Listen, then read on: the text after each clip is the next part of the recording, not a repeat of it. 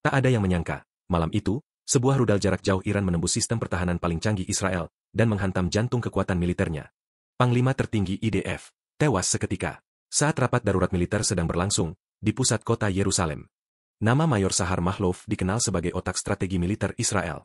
Dialah arsitek utama operasi IDF dalam serangan darat ke Gaza, Lebanon, dan bahkan serangan rahasia ke Suriah. Malam itu, ia memimpin rapat tertutup dengan 11 perwira tinggi. Lokasi, bunker militer dalam pusat komando Yerusalem. Namun, keunggulan teknologi Israel ternyata tidak cukup. Iran meluncurkan rudal balistik jarak menengah dari kawasan perbatasan Irak. Senjata ini melaju dengan presisi, menghindari deteksi awal. Iron Dome dan David Sling gagal menghadang. Rudal menghantam langsung atap bunker bawah tanah yang selama ini dianggap aman dari segala serangan. Ledakan terekam oleh CCTV keamanan kota. Serangan ini adalah bentuk serangan presisi paling dalam ke wilayah inti Israel sejak 1973. Mayor Sahar Mahlov gugur di tempat. 5 perwira lainnya mengalami luka serius. Beberapa analis militer menduga serangan ini terlalu presisi untuk sekadar kebetulan. Apakah ada pengkhianat dalam tubuh militer Israel? Atau informasi rahasia bocor ke tangan Iran? Ang bergerak, jet tempur F-35 lepas landas dari pangkalan udara. Militer Israel langsung mengaktifkan status siaga tertinggi. Unit-unit elit dikerahkan ke utara, menuju perbatasan Lebanon dan Suriah. Jet-jet tempur membentuk formasi ofensif di udara. Pemerintah mengumumkan situasi nasional genting. Semua rumah sakit siaga 1. Sistem rudal pertahanan digandakan. Sementara itu, kota Yerusalem diselimuti ketegangan dan duka. Iran belum merilis pernyataan resmi. Tapi kelompok milisi pro-Iran seperti Hizbullah dan Houthi memberikan pujian atas serangan balasan. Ini diyakini sebagai balas dendam atas serangan drone Israel terhadap fasilitas nuklir Iran dan pembunuhan jenderal mereka di Damaskus awal tahun ini.